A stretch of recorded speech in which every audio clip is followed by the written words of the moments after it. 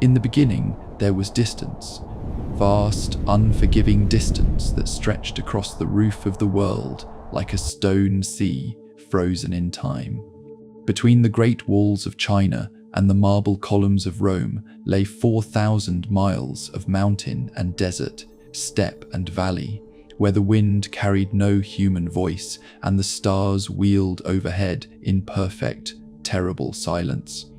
Yet within the heart of every trader, every wanderer, every soul who gazed beyond the horizon, there burned a contradiction as old as consciousness itself. We are islands, each of us, separated by the dark waters of our own experience.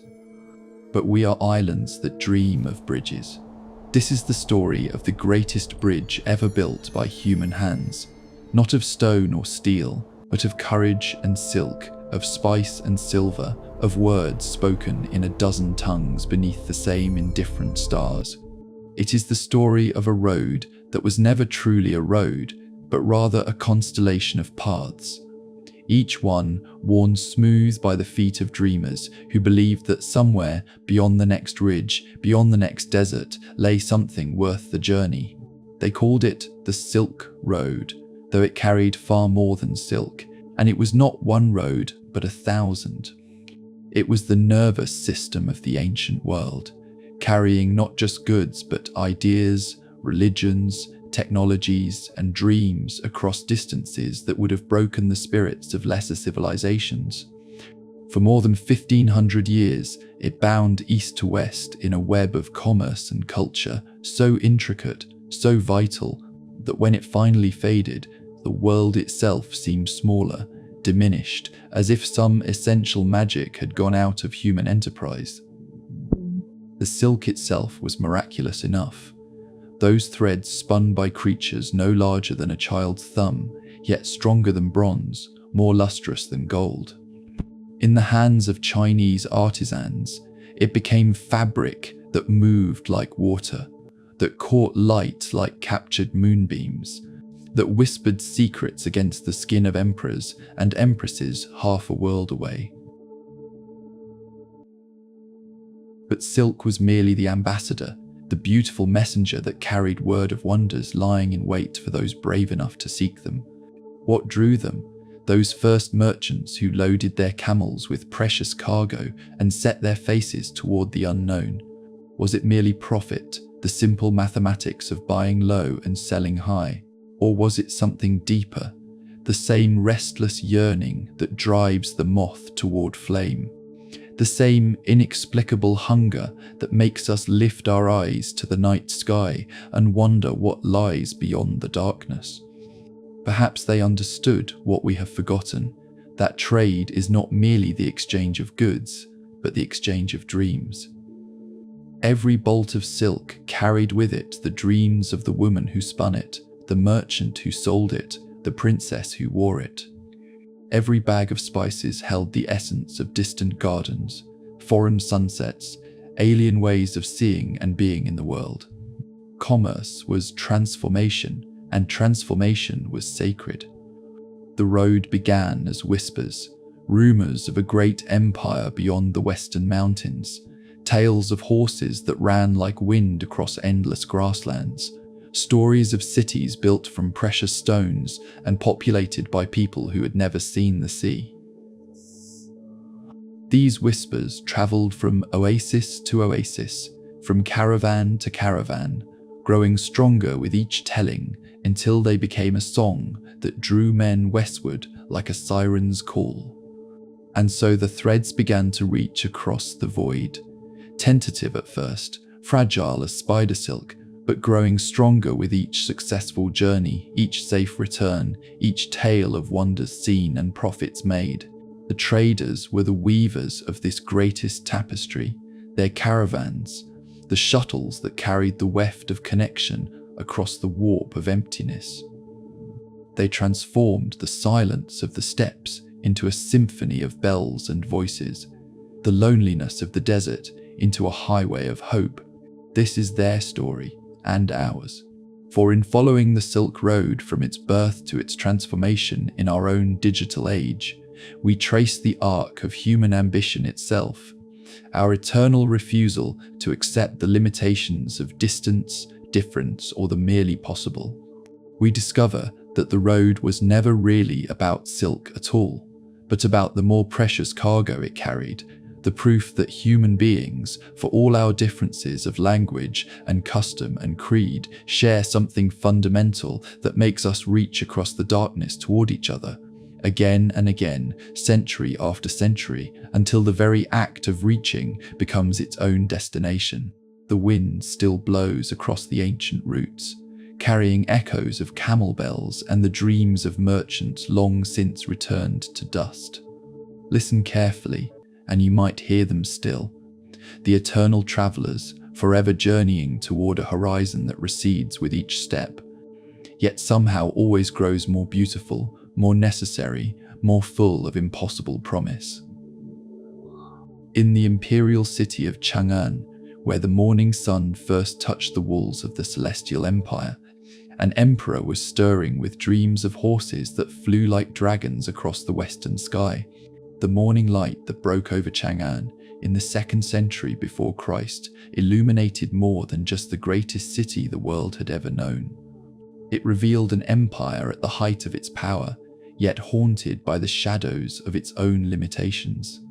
The Han dynasty ruled with the mandate of heaven itself, their capital, a geometrical marvel of wide avenues and soaring pagodas, home to 250,000 souls who believed themselves to be living at the center of all creation.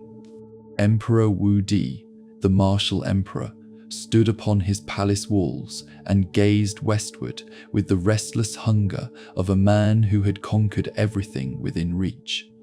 His armies had pushed the boundaries of the known world to their breaking point.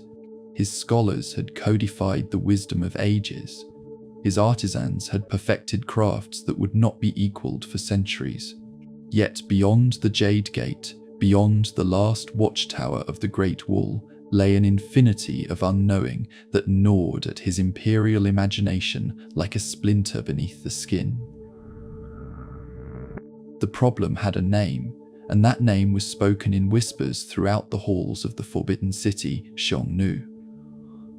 These were the nomads of the northern steppes, riders who moved like shadows across the grasslands, appearing suddenly to strike at Chinese settlements before vanishing again into the vast emptiness from which they came. They were everything the Chinese were not, rootless where the Chinese planted deep, wild where the Chinese built walls, united in their very divisiveness where the Chinese found strength in order and hierarchy.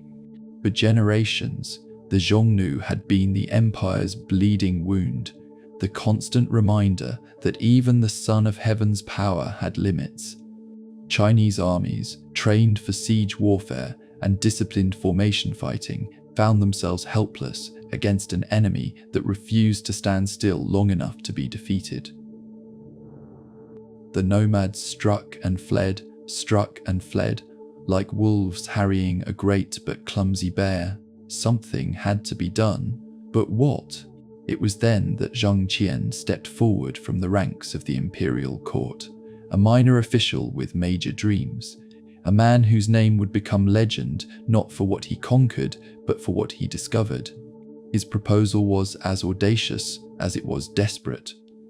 Send an embassy westward, beyond the lands controlled by the Xiongnu, to find the enemies of China's enemies.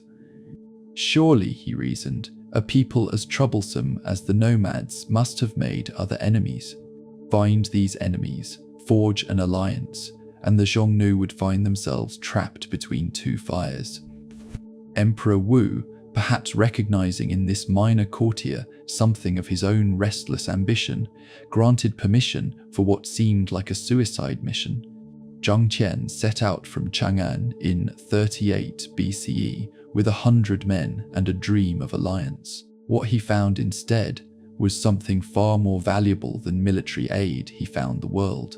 The journey began in disaster. The ex-Xiongnu, perhaps sensing the importance of this particular embassy, captured Zhang Qian and his entire party before they had traveled even halfway to their destination. For 13 years. 13 years that might have broken the spirit of a lesser man, Zhang Qian lived as an honored prisoner among the nomads. He learned their language, married one of their women, fathered children who would grow up speaking the tongue of both empire and steppe. But he never forgot his mission, never stopped watching for his chance to complete what he had begun. When that chance finally came, Zhang Qian escaped with a handful of loyal followers and continued westward into regions no Chinese eye had ever seen. He found the Yuezhi, the people he had been sent to ally with, but they had moved on, established new kingdoms, grown comfortable in their distant settlements. They had no interest in returning to fight old battles with the Xiongnu. But Zhang Qian's real discovery was not political, but economic. He found a world hungry for the things China made and making things that China desperately wanted. He saw horses that seemed to dance on air, bred in the valley kingdoms of Fergana horses that could run faster and farther than any beast in the Chinese stable. He saw textiles dyed in colors that had no names in Chinese, woven from materials that felt like captured cloud. He tasted fruits that grew nowhere in the Middle Kingdom, spices that could transform the simplest meal into a feast fit for immortals. Most importantly, he saw cities. Great cities built by people who had never heard of the Son of Heaven, yet who lived in splendor that rivaled Chang'an itself. The revelation was staggering. China was not the center of the world. China was part of a world so vast, so rich, so complex that no single empire could hope to control it. But China could trade with it, could send its silk and bronze and iron westward in exchange for horses and jade and gold. The implications were revolutionary. When Zhang Qian finally returned to Chang'an in 25 BCE, more than 13 years after his departure, he brought with him only a handful of his original companions.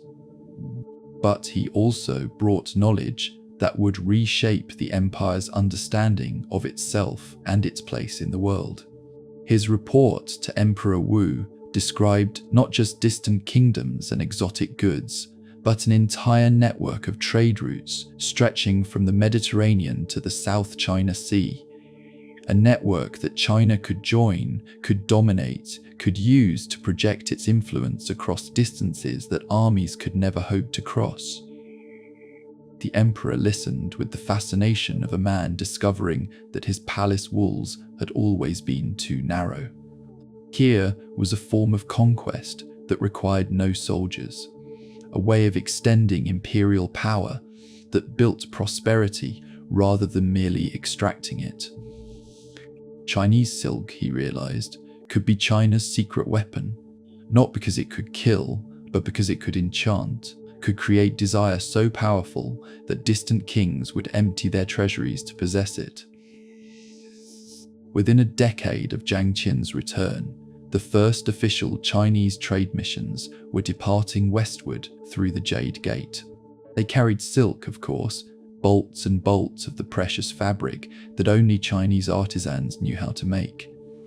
But they also carried something more valuable than silk, the knowledge that connection was possible, that the vast distances that separated east from west were not barriers but bridges waiting to be built. The threads of empire began to stretch beyond the Great Wall, following paths that Zhang Qian had blazed through courage and curiosity. Where armies had failed to extend Chinese power, merchants would succeed.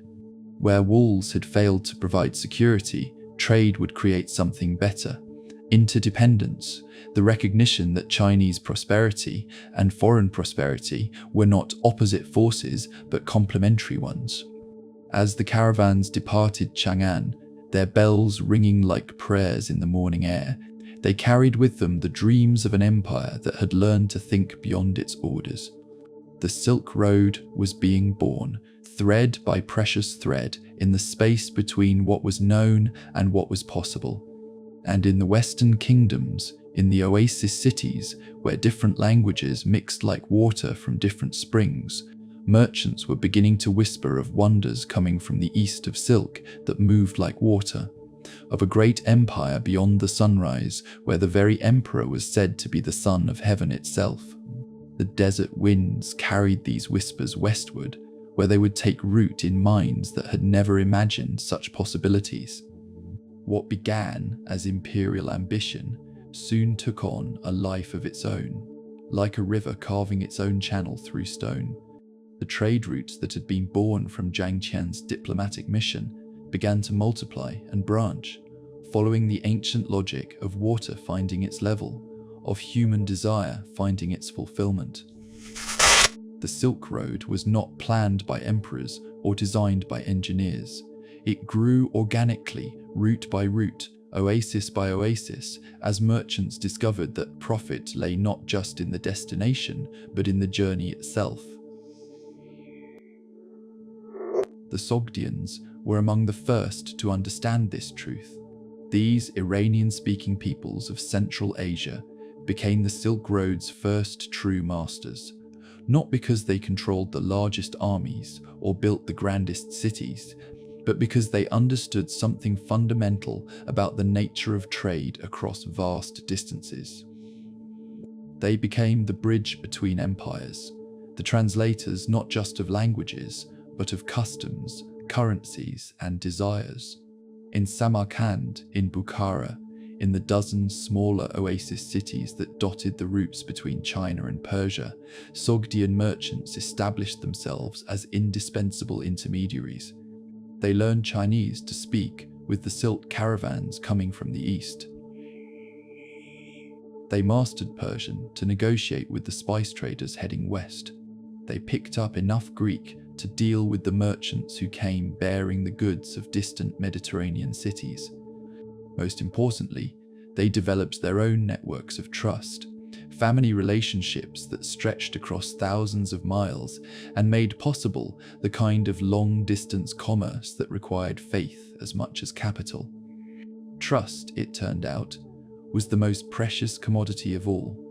A merchant in Chang'an who loaded his caravan with silk had no way of knowing whether his goods would reach their destination intact, whether the agents he relied upon in distant cities would prove honest, whether the political situations along the route would remain stable long enough for profit to be made. The Sogdians solved this problem by creating something like an early international banking system, based not on gold or silver, but on reputation and relationship. A Sogdian merchant house in Samarkand might extend credit to a Chinese trader in Chang'an, knowing that the merchant's cousin in Ctesiphon would honor the debt when the goods arrived. Letters of credit traveled faster than caravans, carried by riders who knew every oasis between the Caspian Sea and the Gobi Desert. Information flowed along the routes like water, carrying news of wars and harvests, of rulers and rebellions, of opportunities and obstacles that could mean the difference between fortune and ruin. The oasis cities themselves began to transform, growing from simple watering places into cosmopolitan centers of commerce and culture. Each city became a world in miniature, where Chinese silk merchants rubbed shoulders with Persian horse traders, where Buddhist monks shared philosophical discussions with Zoroastrian priests, where the aroma of Indian spices mingled with the incense burned in temples dedicated to gods whose names changed with every language spoken in the bazaars. The caravanserai, those fortified rest stops that provided shelter for merchants and their animals, became more than simple hostels.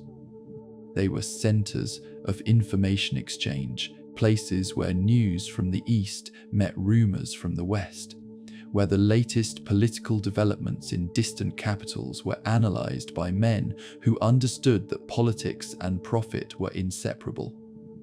A rebellion in one province could close trade routes for months. A new emperor in another could open markets that had been sealed for generations. Buddhism, flowing westward along the same routes that carried silk, provided an unexpected lubricant for this growing network of commerce. Buddhist monasteries became waypoints for travelers, offering not just spiritual guidance, but practical assistance, food, shelter, and most importantly, a common ethical framework that made it possible for strangers to trust each other. The Buddhist emphasis on non-violence made Buddhist merchants particularly welcome in cities where other faiths might be viewed with suspicion.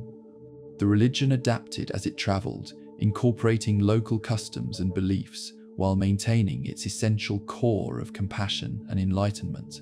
Chinese Buddhism absorbed Taoist elements.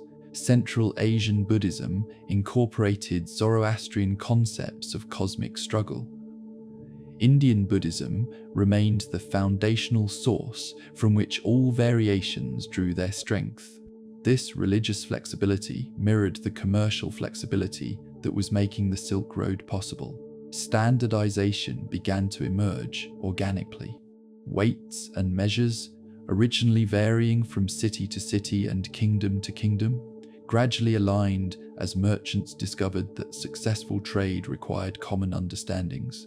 Certain coins became universally accepted, not because of government decree, but because merchants had learned to trust their purity and weight. Languages began to cross-pollinate, creating pidgin trading languages that allowed basic communication between peoples who shared no common cultural heritage. The goods themselves began to change as they traveled.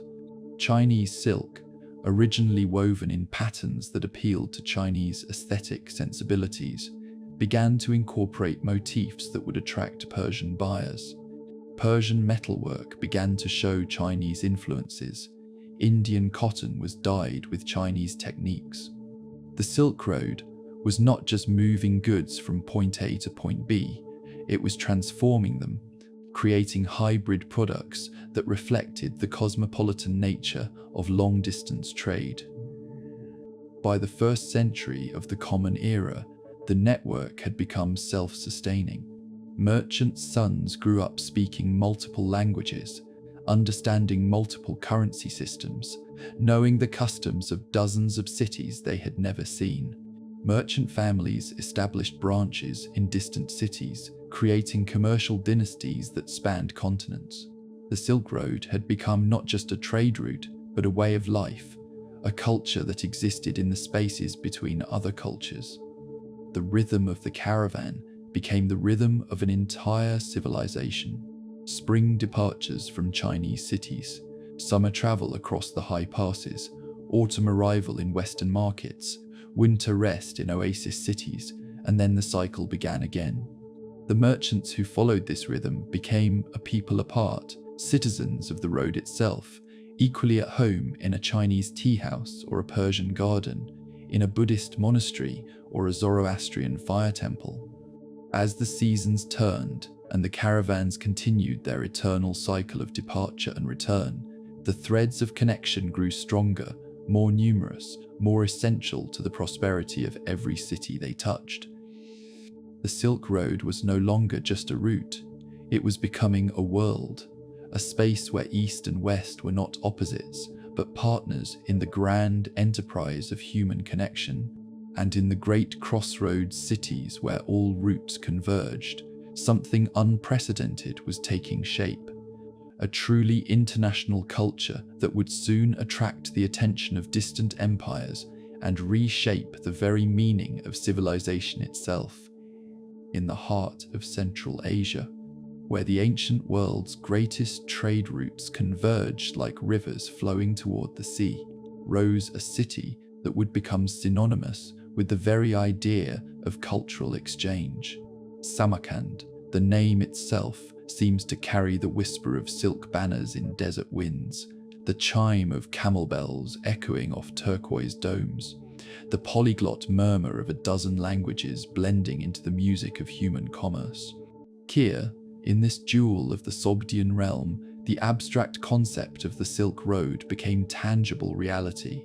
If you had walked through Samarkand's gates in the 3rd century of the Common Era, you would have stepped into a world that existed nowhere else on Earth, a place where Chinese court officials in silk robes negotiated with Iranian fire priests, where Indian mathematicians shared calculations with Greek philosophers, where Buddhist monks debated theology with Manichaean teachers under the same hospitable roof.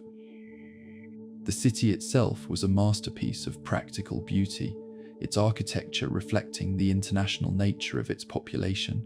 Chinese-style pagodas rose alongside Persian fire temples. Greek columns supported roofs designed by Indian architects.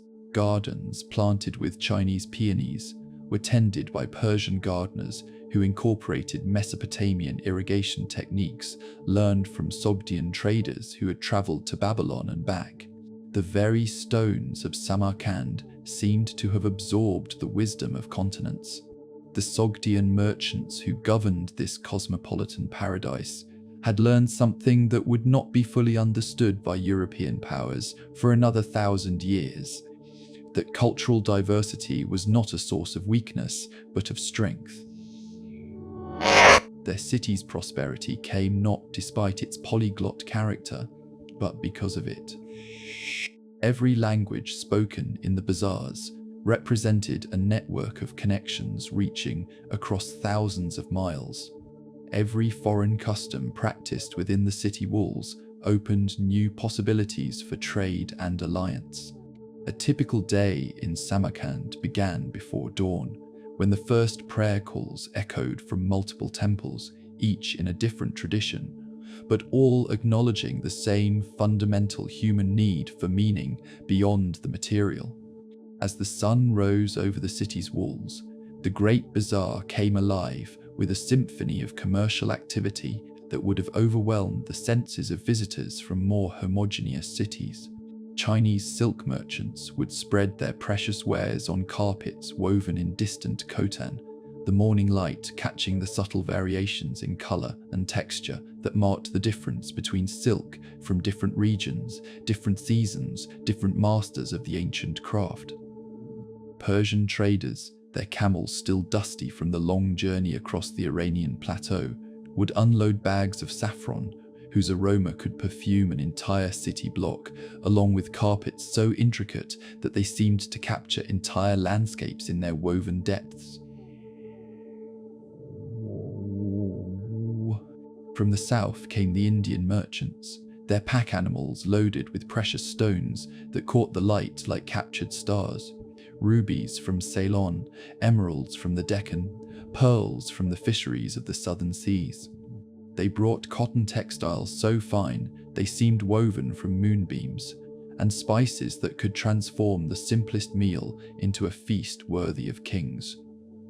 Pepper, cardamom, cinnamon, cloves, these were worth more than their weight in silver, and every grain was counted with the precision of a scholar measuring gold. But Samarkand was more than just a market. It was a university without walls, a place where knowledge flowed as freely as goods. Buddhist scholars from the monasteries of Gandhara would engage in philosophical debates with Zoroastrian priests from Persia, both parties enriched by exposure to different ways of understanding the cosmos. Chinese engineers would share their techniques for building canals with Iranian master builders, while Persian astronomers would compare their observations with calculations brought by Indian mathematicians. The caravanserai of Samarkand became legendary throughout the trading world, not just for their size and comfort, but for the quality of conversation that could be found within their walls.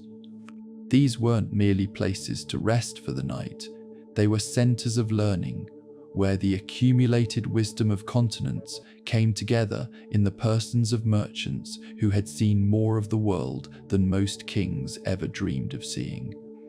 In the evening, when the day's trading was done and the heat of the sun had given way to the cool of desert night, the caravanserai would transform into something approaching a classical symposium.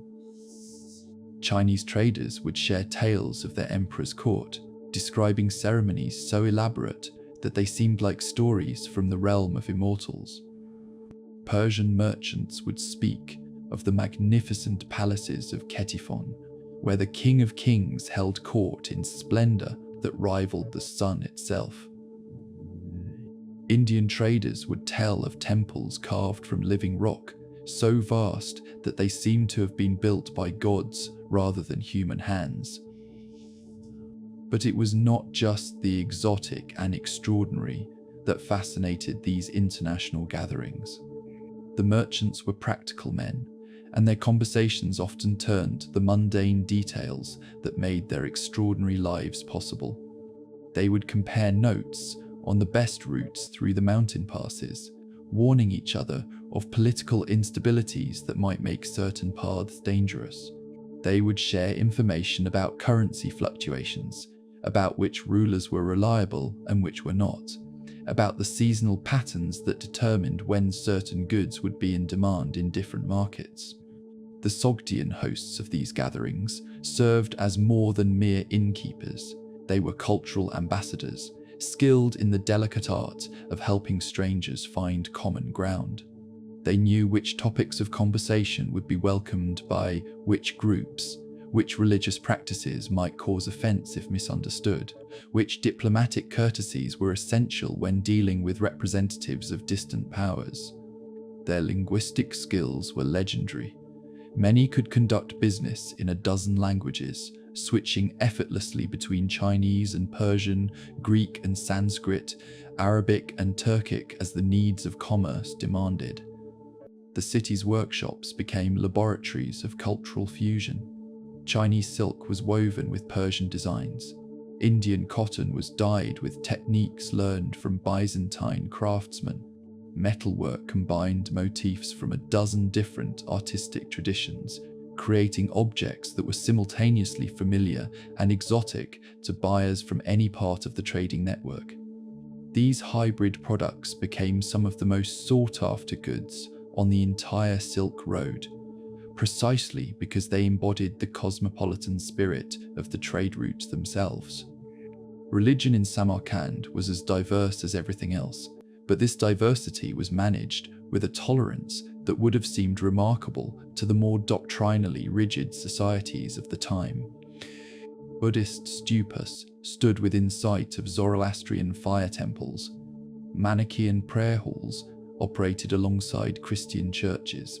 Merchants would often attend services in multiple traditions, not out of theological conviction, but out of practical recognition that business relationships were built on mutual respect and understanding. The children of Samarkand grew up as citizens of the world, speaking multiple languages from birth, comfortable with the customs of distant lands they had never seen. They played games that incorporated elements from Chinese, Persian, Indian, and Greek traditions. They ate foods that combined spices from across the known world. They grew up understanding that diversity was not something to be feared, but something to be celebrated, that the differences between peoples were sources of strength rather than division. As the centuries passed and political powers rose and fell around them, the cities of the Silk Road maintained their cosmopolitan character through the simple expedient of making themselves indispensable to everyone and exclusively loyal to no one. They were like Switzerland would become in a later age, neutral territories where enemies could meet safely, where the normal rules of political rivalry were suspended in favor of the higher law of mutual profit. The bells of Samarkand's caravans, ringing as they departed for destinations across the known world, carried with them the promise that somewhere, in the vast spaces between empires, there existed a realm where human beings could meet as equals, where differences were assets rather than liabilities, where the ancient dream of unity and diversity had found its earthly expression. And from these crossroads of eternity, the great routes stretched westward toward the ancient lands of Persia, where silk would meet with traditions even older than those of China, beyond the oasis cities of Central Asia, where the morning sun cast long shadows across the Iranian plateau, lay an empire that had learned to be many things to many peoples. The Sassanid Empire, heir to the legacy of Cyrus and Darius, stretched from the Euphrates to the Indus, from the Caucasus to the Arabian Sea, a realm so vast and various that it defied simple description. Yet it was here, in this land of ancient kings and eternal fires, that Chinese silk would undergo its most profound transformation. Ctesiphon, the winter capital of the Sassanid Shahs, rivaled Chang'an itself in splendor and sophistication. Built along the banks of the Tigris River, where the accumulated wealth of centuries had been poured into monuments that seemed to challenge heaven itself, the city served as the great western terminus of the silk trade. Here, in palaces whose walls were adorned with silk tapestries that told the stories of Persian heroes and Chinese emperors alike, the rulers of the West encountered the artistic traditions of the East. The Persian approach to silk was fundamentally different from the Chinese, where Chinese silk artists celebrated the natural beauty of the material itself, allowing the inherent elegance of silk to speak through relatively simple designs. Persian craftsmen saw silk as a canvas for the most elaborate artistic expressions their culture could conceive. Chinese silk whispered, Persian silk sang in full voice, its patterns dense with meaning, its colours bold enough to be seen across the vast halls of royal palaces. The transformation began in the workshops of Isfahan and Kashan, where Persian master weavers encountered Chinese silk for the first time. These were artisans who had spent generations perfecting techniques for working with wool and cotton, who understood the subtle relationships between colour and light, between pattern and meaning, between textile and power. When they were presented with silk, a material more responsive to dye, more capable of capturing light, more willing to hold complex patterns than anything they had worked with before, Persian silk became a language unto itself, its patterns encoding the mythological and theological traditions of Zoroastrianism, the ancient Persian religion that saw the world as a battleground between light and darkness, truth and falsehood, creation and destruction. The sacred fire that burned at the heart of every Zoroastrian temple found its reflection in silk patterns that seemed to flicker and dance with inner light. The winged symbol of Ahura Mazda, the wise lord who was the chief deity of the Persian pantheon, was woven into silk tapestries with such skill that the god seemed ready to take flight from the fabric itself. But Persian silk was not merely religious art, it was also diplomatic art, political art, the art of a people who had learned to rule over dozens of different cultures and languages. Sassanid silk incorporated motifs from across their vast empire: Mesopotamian lions, Central Asian horses, Indian elephants, Greek architectural elements. A single Persian silk textile might tell the story of the empire's diversity, celebrating the unity that could be achieved through skilled governance and mutual respect. The Persian contribution to the Silk Road went beyond artistic innovation. The Sassanids developed some of the most sophisticated commercial practices of the ancient world, including banking systems that allowed merchants to deposit silver in one city and withdraw its equivalent in another, hundreds of miles away. Persian merchants became renowned for their honesty and reliability, qualities that were essential in long-distance trade, where personal relationships often had to substitute for legal contracts. The Persian adoption of silk also reflected their role as cultural intermediaries between East and West. Sassanid Persia was the meeting place of civilizations, the point where Chinese goods encountered Western buyers, where Indian spices met Mediterranean appetites, where the philosophical traditions of distant lands came into contact with each other. Persian merchants learned to speak not just in multiple languages, but in multiple cultural vocabularies, understanding that successful trade required the ability to translate not just words, but wants, not just languages, but longings.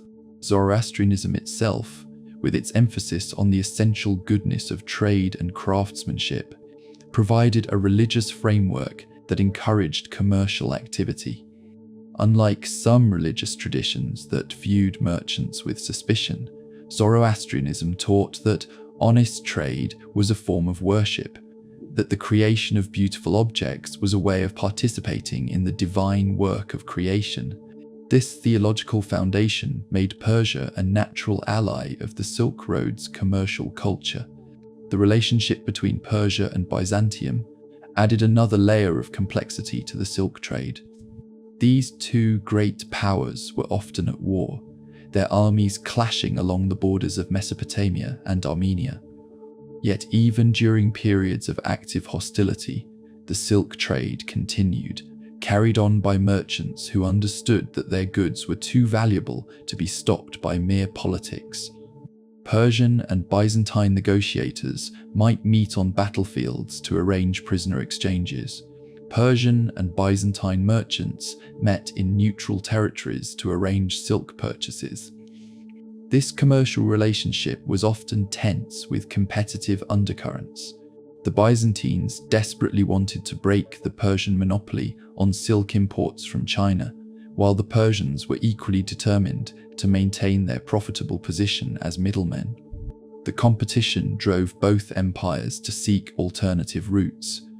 The Persians exploring sea routes through the Indian Ocean, the Byzantines attempting to establish direct contact with Chinese merchants through Central Asian routes that bypassed Persian territory. Yet competition also drove innovation. Persian silk workshops, competing with Chinese originals and anticipating Byzantine demands, developed new techniques and designs that influenced textile production across the known world. Persian silk became renowned not just for its beauty, but for its durability, its ability to maintain its colors and patterns, even after long journeys across desert and mountain. The Persian language became a lingua franca of the Silk Road, spoken by merchants from the Mediterranean to the South China Sea.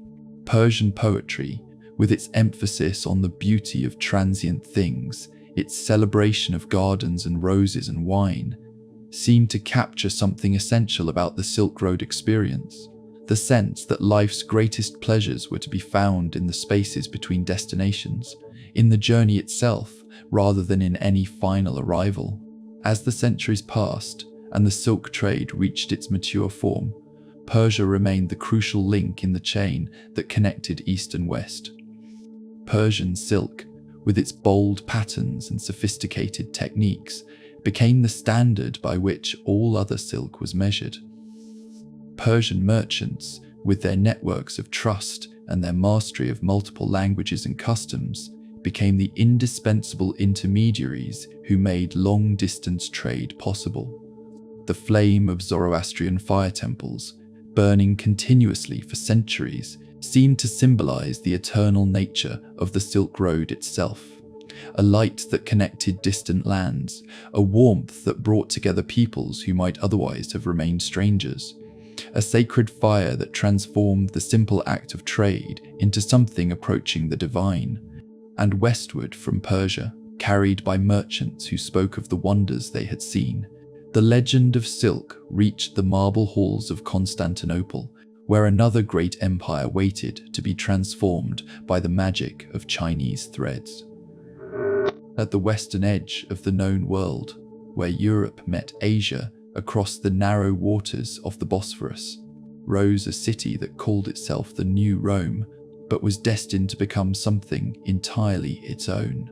Constantinople, the great capital of the Byzantine Empire, served as the final destination for silk that had travelled 4,000 miles from the mulberry groves of China, passing through countless hands, accumulating stories like a river gathering tributaries, until it arrived at last in the halls of emperors who claimed dominion over both earth and heaven.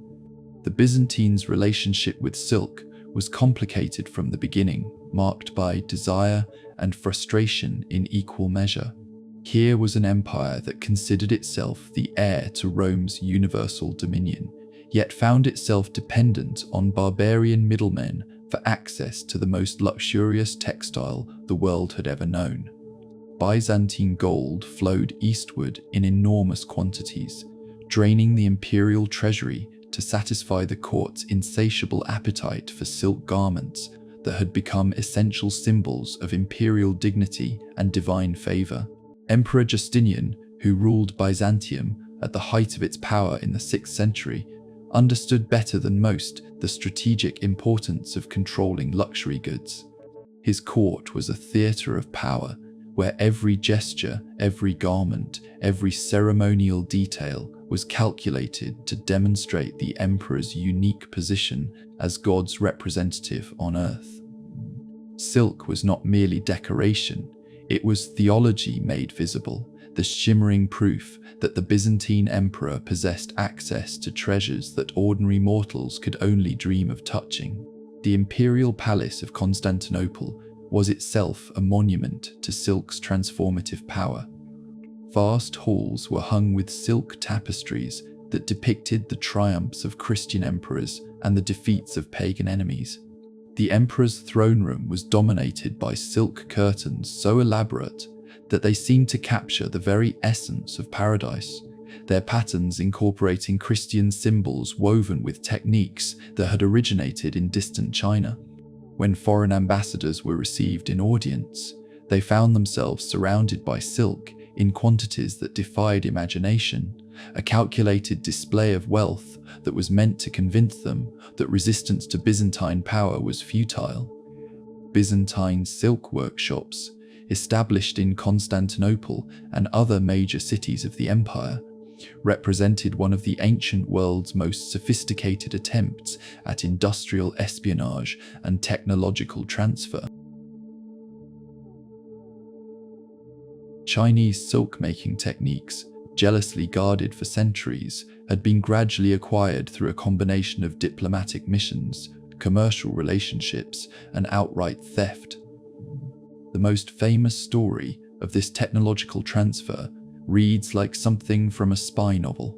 According to Byzantine chroniclers, 2 Nestorian monks, returning from a mission to China, appeared at Justinian's court with an extraordinary offer. Hidden within their hollow walking staffs, they claimed, were silkworm eggs, the secret that had made China wealthy beyond measure. Whether this tale is literally true or merely symbolic, it captures something essential about the Byzantine approach to the silk trade. They were determined to break their dependence on foreign suppliers, no matter what it took. The establishment of Byzantine silk production was more than an economic policy. It was an assertion of imperial dignity. No true empire, the Byzantines reasoned, should be dependent on barbarians for the symbols of its own majesty. The purple silk that had become the exclusive colour of imperial garments should be produced by imperial workshops, controlled by imperial officials, serving imperial purposes. The very idea that Chinese or Persian craftsmen might hold the key to Byzantine splendour was intolerable to a court that saw itself as the centre of Christian civilization. Yet even as Byzantine silk workshops achieved remarkable success in reproducing Chinese techniques, they could never entirely escape their dependence on the East. The finest silk thread still came from China, carried along routes that the Byzantines could disrupt but never fully control. More importantly, the aesthetic sensibilities that governed silk production remained fundamentally Eastern in character. Byzantine silk incorporated Christian imagery and Greek artistic traditions, but its basic vocabulary of pattern and colour had been learned from Persian and Chinese masters. This cultural synthesis created something genuinely new, a Byzantine silk tradition that was neither purely Eastern nor purely Western, but something unprecedented. Byzantine silk workshops became laboratories of artistic experimentation, places where Christian theology met Chinese technique, where Greek philosophy encountered Persian aesthetics, where the universal aspirations of the Roman Empire found expression through the particular genius of Asian craftsmanship. The Hagia Sophia, Justinian's great cathedral that still stands as one of the architectural wonders of the world, served as the ultimate showcase for this Byzantine synthesis. The building itself was a marvel of engineering that surpassed anything achieved by Rome, its vast dome seeming to float impossibly above the nave like a vision of the heavenly Jerusalem. But it was silk that transformed the space from mere architectural achievement into something approaching the sacred. Silk hangings caught and reflected the light from thousands of candles, creating an atmosphere of otherworldly beauty that was meant to give worshippers a foretaste of paradise itself. The Byzantine court ceremonial, perhaps the most elaborate in the ancient world, was choreographed around the display of silk in all its forms. Imperial processions moved through the streets of Constantinople like rivers of silk.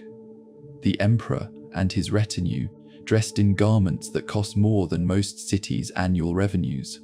These were not merely displays of wealth, but theological statements, visual arguments for the divine nature of imperial power. The emperor's silk robes were literally sacred objects, blessed by the Patriarch of Constantinople, treated with the same reverence that other cultures reserved for religious relics. Byzantine merchants, despite their empire's attempts at silk self-sufficiency, remained active participants in the international silk trade.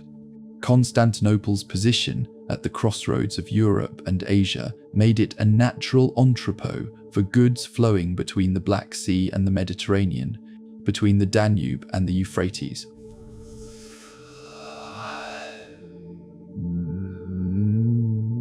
Byzantine gold coins, renowned throughout the known world for their purity and reliability, became the preferred currency for silk transactions from London to Ceylon. The empire's complex relationship with its eastern neighbours was reflected in the silk trade's persistence, even during periods of active warfare. Byzantine and Persian armies might be slaughtering each other along the Mesopotamian frontier, but Byzantine and Persian merchants continued to meet in neutral territories to negotiate silk purchases. War was politics, trade was survival. The silk that adorned the emperor's robes might well have been purchased from the same Persian merchants whose king was at that moment besieging Byzantine fortresses. This paradox was particularly acute during the long series of wars between Byzantium and the Sassanid Empire in the 6th and 7th centuries. Both empires needed the revenue that silk trade provided, yet both were determined to deny their enemies access to the luxuries that silk represented. The result was a curious form of economic warfare, conducted through tariffs and trade embargoes, through the manipulation of currency exchange rates and the redirection of caravan routes. The Byzantine approach to silk also reflected the empire's unique position as the meeting point of multiple religious traditions. Christian Constantinople was home to significant populations of Jews, Muslims, and various Eastern Christian sects, each with their own aesthetic traditions and commercial networks. Byzantine silk workshops learned to produce textiles that would appeal to this diverse market, creating patterns that could be read differently by different religious communities while remaining acceptable to all. The rise of Islam in the 7th century posed new challenges and opportunities for Byzantine silk merchants. The rapid expansion of Islamic power disrupted traditional trade routes, but also created new markets for luxury goods. Islamic rulers, despite their theological objections to excessive display, proved just as eager as their Christian and Persian counterparts to surround themselves with silk. The result was a complex three-way relationship between Byzantium, Persia, and the emerging Islamic powers, with silk serving as both a source of conflict and a basis for cooperation. As the Byzantine Empire entered its middle period, its relationship with silk had evolved from simple importation to complex cultural synthesis. Byzantine silk was no longer merely Chinese silk with Christian patterns. It had become something genuinely new, a hybrid art form that embodied the empire's unique position between East and West, between ancient and medieval, between the classical traditions of Greece and Rome and the emerging realities of a Christian world order. The bells of Hagia Sophia, calling the faithful to prayer across the waters of the Golden Horn, seemed to carry with them the memory of distant caravan bells, the echo of silk routes that had brought East and West together in a synthesis that neither could have achieved alone. Constantinople remained the western terminus of the Silk Road, but it was no longer merely a destination. It had become a creative force in its own right, a place where the ancient dream of connection between civilizations had found its most magnificent expression. Yet even as Byzantine silk reached new heights of artistic achievement, new powers were stirring in the Arabian desert, powers that would soon transform the entire world of silk and spice, conquest and commerce. From the sun-bleached sands of the Arabian Peninsula, where nomadic tribes had wandered for centuries in the spaces between the great empires, came a force that would reshape not just the Silk Road, but the entire meaning of civilization itself. Islam arrived like a desert wind, sudden and irresistible, carrying with it a vision of human unity that transcended the ancient divisions of tribe and empire, east and west, silk and gold. The Prophet Muhammad, born in the trading city of Mecca, where caravans from Yemen met merchants from Syria, understood from childhood the power of commerce to connect distant peoples. The holy city itself existed because of trade, its prosperity built on the pilgrimage routes that brought worshippers from across Arabia, and the profits that flowed from controlling the incense trade between India and the Mediterranean. When Islam burst from its Arabian cradle in the decades following the Prophet's death, it carried with it not just a new theology, but a new understanding of how trade and faith could work together to transform the world. The Islamic conquests of the 7th and 8th centuries moved with a speed that astonished contemporary observers. Damascus fell in 635, Alexandria in 641, Ctesiphon in 637. Within a century of the Prophet's death, Islamic armies had reached the Atlantic Ocean in the west and the borders of China in the east. But this was not merely military conquest, it was cultural transformation on a scale the world had never seen. The Arabs did not simply replace the ruling classes of conquered territories, they created a new civilization that incorporated the best elements of Persian, Byzantine, and Indian culture while remaining unmistakably Islamic in character. The Islamic approach to the Silk Road differed fundamentally from that of previous empires. Where the Chinese had seen trade as a tool of imperial expansion, where the Persians had viewed it as a source of royal revenue, where the Byzantines had treated it as a necessity to be controlled, the Muslims understood trade as a form of worship, a way of participating in God's plan for human unity.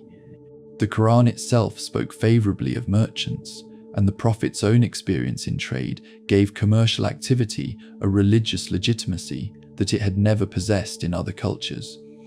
Baghdad, the new capital established by the Abbasid caliphs in the 8th century, was designed from its inception to be the center of a global trading network. Built at the point where the Tigris and Euphrates rivers came closest together, the city controlled the water routes that connected the Persian Gulf with the Mediterranean, while also serving as the hub for overland routes stretching from Spain to China.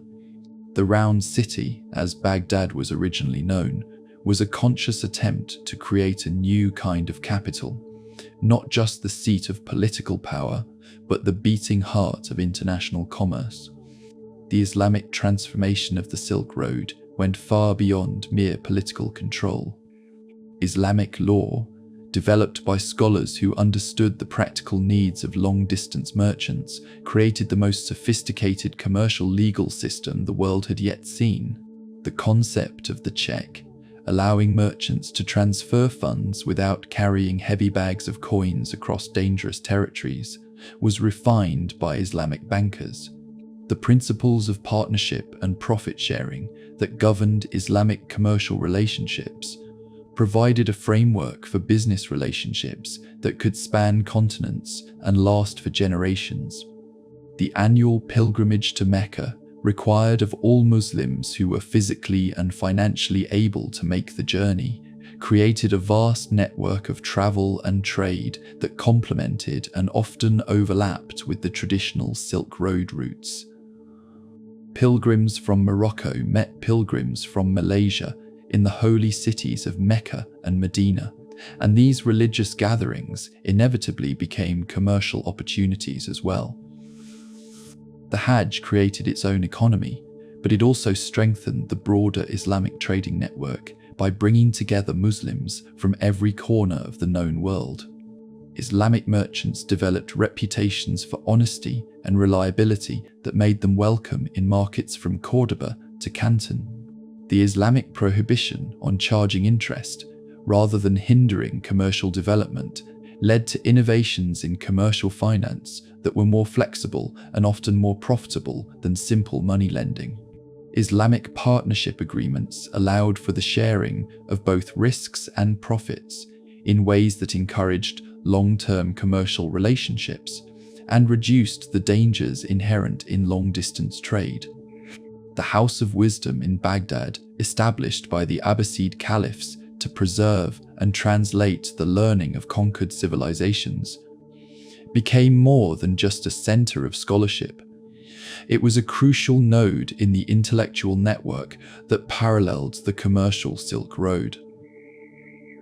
Greek philosophy, Persian astronomy, Indian mathematics, and Chinese technology all flowed through Baghdad's libraries and laboratories, where Islamic scholars worked to synthesize this diverse knowledge into new understandings of the natural world. The Islamic contribution to Silk Road culture was perhaps most visible in the realm of technology and science. Islamic scholars preserved and transmitted classical learning that might otherwise have been lost, but they also made crucial innovations of their own. Islamic navigational techniques improved the safety and efficiency of both land and sea travel. Islamic medical knowledge, drawing on Greek, Persian, and Indian sources while adding original observations and treatments, made long-distance travel less dangerous and more comfortable. The Islamic world's approach to religious diversity also facilitated trade in ways that were crucial to the Silk Road's continued prosperity.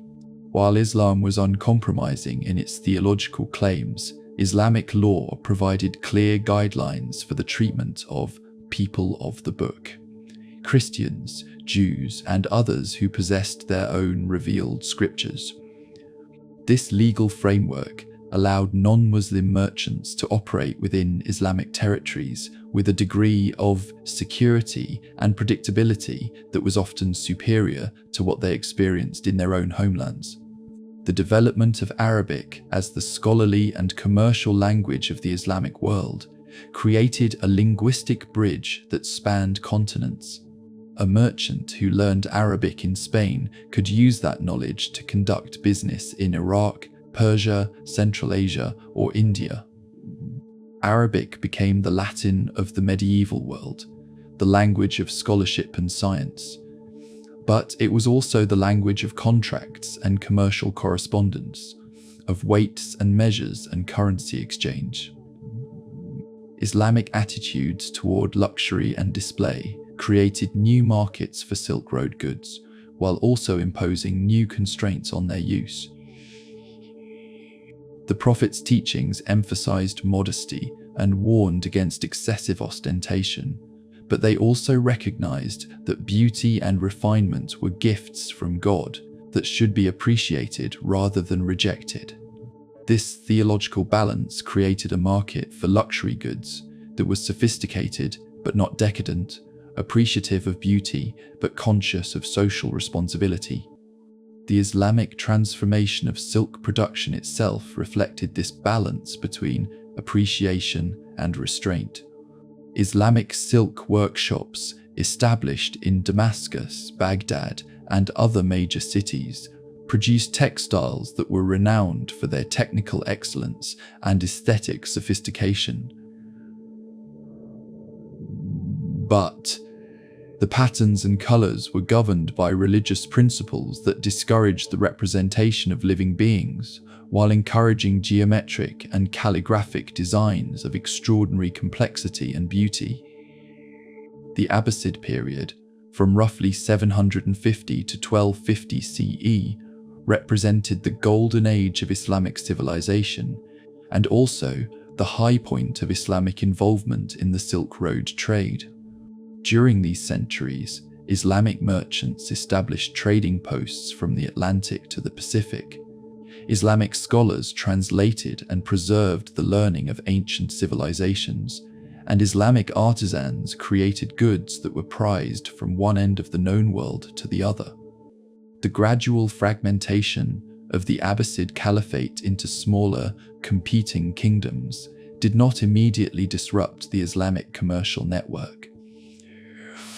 If anything, the political decentralization of the Islamic world may have strengthened its commercial networks by creating more centers of demand for luxury goods and more opportunities for entrepreneurial merchants to establish independent trading relationships.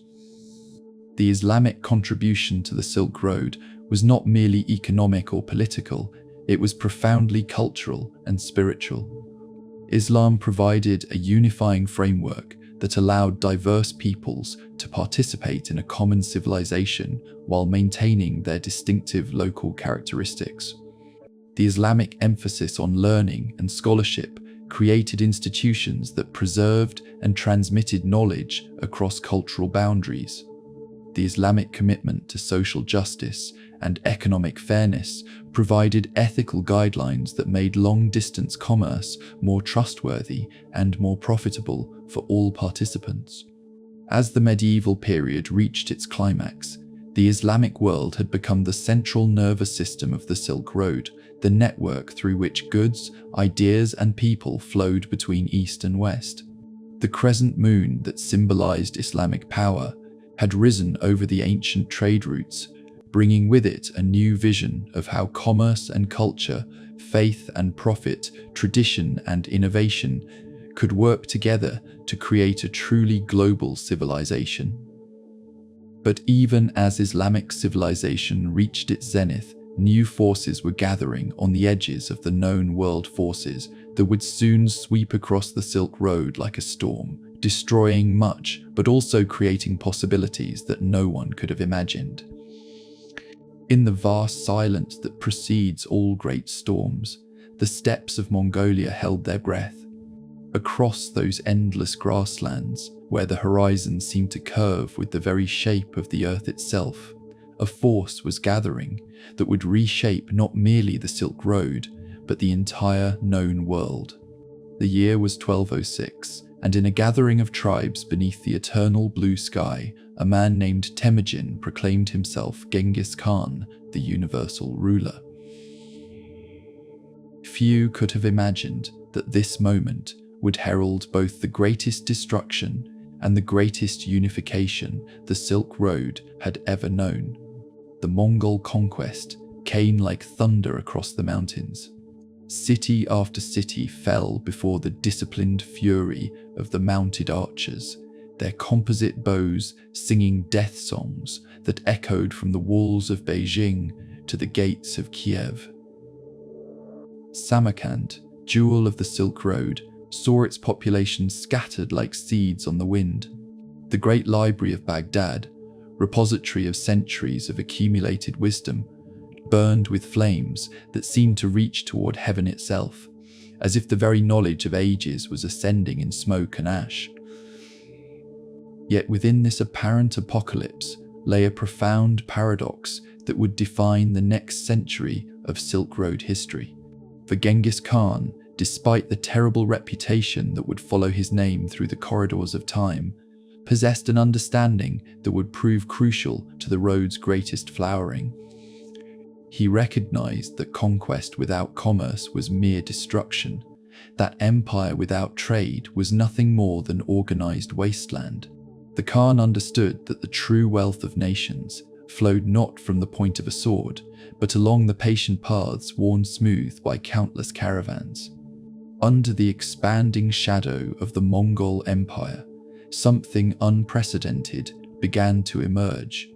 For the first time in history, the entire length of the Silk Road found itself under the protection of a single political authority. From the workshops of Hangzhou to the markets of Tabriz, from the monasteries of Tibet to the trading posts of Crimea, all acknowledged the authority of the great Khan.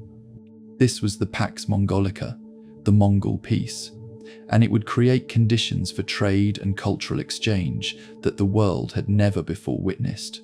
The Mongols, these children of the grasslands who had learned to navigate by stars and read weather in the behavior of their horses, brought to the administration of empire a pragmatism born of nomadic survival. They cared little for the religious beliefs of their subjects, requiring only loyalty and tribute.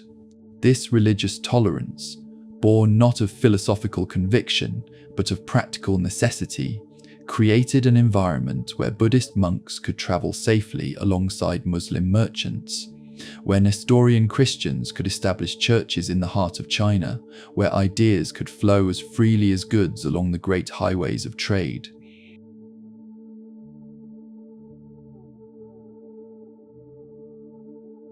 Under Mongol rule, the infrastructure of the Silk Road reached unprecedented sophistication. The Yam, the Mongol postal relay system, created a network of way stations and fresh horses that could carry messages from Karakorum to Kiev in a matter of weeks rather than months. Merchants traveling under Mongol protection carried with them documents that were honored from sea to sea, the world's first truly international commercial credentials. The standardization of weights and measures across the empire meant that a bolt of silk measured in Guangzhou would be recognized and valued in the markets of Bukhara. The scale of trade under the Mongol Empire defied all previous experience. Chinese porcelain found its way to the tables of European nobility, while European silver flowed eastward to satisfy China's insatiable appetite for precious metal. Islamic astronomical instruments guided Chinese navigators, while Chinese innovations in printing began to appear in the scriptoriums of medieval Europe. The world was becoming connected in ways that would not be seen again until the dawn of the modern age. In the workshops of the empire, master craftsmen began to experiment with techniques learned from distant lands. Persian miniaturists incorporated Chinese landscape traditions into their work, creating art that belonged fully to neither tradition yet somehow transcended both. Central Asian metalworkers began to experiment with Chinese steelmaking techniques, producing blades that would become legendary for their sharpness and flexibility. The Silk Road under the Mongols became not merely a conduit for goods, but a laboratory for human creativity. The Mongol courts themselves became cosmopolitan centers where the wisdom of the world converged. Kublai Khan's court in Beijing hosted scholars from across the known world, creating an intellectual environment where Chinese philosophers debated with Islamic theologians, where European engineers worked alongside Central Asian astronomers. The Khan's personal library contained works in dozens of languages, from Sanskrit treatises on mathematics to Arabic works on medicine, from Persian poetry to Chinese historical chronicles. Yet even as the Mongol Empire reached its zenith, the seeds of its eventual fragmentation were already being sown. The very success of Mongol rule began to transform the conquerors themselves. The grandsons of nomadic warriors found themselves ruling from palaces of marble and jade, administering complex bureaucracies, patronizing the very arts and literature their grandfathers had seen only as the ornaments of weakness. The Mongol Empire began to divide along cultural lines, with the Yuan dynasty in China becoming increasingly Chinese, the Ilkhanate in Persia adopting Islamic customs, the Golden Horde in Russia taking on the character of the steppes. But for one shining century, the Mongol peace had created something miraculous. Under the protection of the Great Khan's authority, the Silk Road had become truly what its name suggested, not merely a trade route, but a pathway for the exchange of everything that makes human civilization rich and various. Ideas, technologies, artistic traditions, religious practices, culinary innovations, medical knowledge, all flowed freely along routes that had been secured by Mongol power and Mongol pragmatism. As the 13th century drew toward its close, the Silk Road stood at the pinnacle of its historical importance. Never before had the exchange between East and West been so intensive, so systematic, so rich in its variety and scope. The storm that had begun in the Mongolian steppes had cleared away the barriers that had long impeded the flow of human connection, creating in their place a system of exchange that would influence the development of civilization for centuries to come. In the markets of Samarkand and the ports of the Black Sea, in the workshops of Baghdad and the counting houses of Venice, the world was discovering that beneath all the apparent differences of language and custom lay a common humanity united by curiosity, creativity, and the eternal desire to reach beyond the familiar toward the unknown. In the closing decades of the 13th century, when the Mongol peace had transformed the Silk Road into a highway of wonders, there came from the maritime republic of Venice a family whose journey would capture the imagination of Europe and come to symbolize the very spirit of Silk Road adventure. The Polo family, Nicole, Maffeo, and young Marco, embarked upon a journey that would take them to the court of the Great Khan himself, and in doing so, they would become the living embodiment of the cultural bridge that the Silk Road had always represented. Venice in those days stood as Europe's window to the east, its merchants the most sophisticated in Christendom, its ships the carriers of oriental treasures to the markets of the west. The city itself seemed to float between worlds, its Byzantine domes and Islamic arches reflecting the cultural synthesis that trade had made possible. It was from this crossroads of civilizations that the Polos set forth, carrying with them not merely the commercial ambitions of Venetian merchants, but the curiosity of a Europe that was just beginning to sense the vastness of the world beyond its borders. The journey that young Marco Polo would later describe in his famous account was itself a testament to the transformations that Mongol rule had wrought along the Silk Road, where previous European travelers had faced bandits and hostile local rulers. The Polos traveled under the protection of the Khan's golden paisa, the diplomatic passport that guaranteed safe passage throughout the Mongol domains. The roads that had once been treacherous paths through lawless territories had become, under Mongol administration, a network of secure highways patrolled by imperial guards and serviced by well-maintained way stations. As the Polo caravan made its way eastward, following routes that had been traveled by countless merchants over the centuries, young Marco found himself witnessing the full glory of Silk Road civilization at its medieval peak. In the cities of Central Asia, he marveled at markets where goods from 3 continents changed hands, where languages blended into a polyglot symphony of commerce, where the architectural styles of Persia and China, of Islam and Buddhism, created urban landscapes unlike anything in the European experience.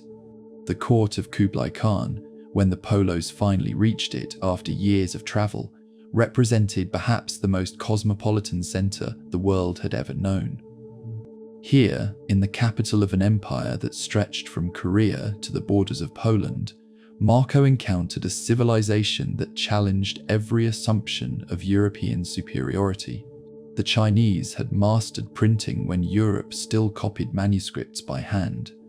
They had developed paper money when European commerce still relied on the cumbersome exchange of precious metals.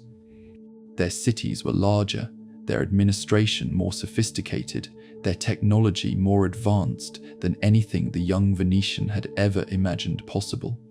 Under Kublai Khan's patronage, Marco Polo became more than merely a merchant or even a diplomatic representative. He became, in effect, a cultural translator, serving as the Khan's eyes and ears in distant provinces, learning to see the world through Chinese eyes while never quite losing his Venetian perspective.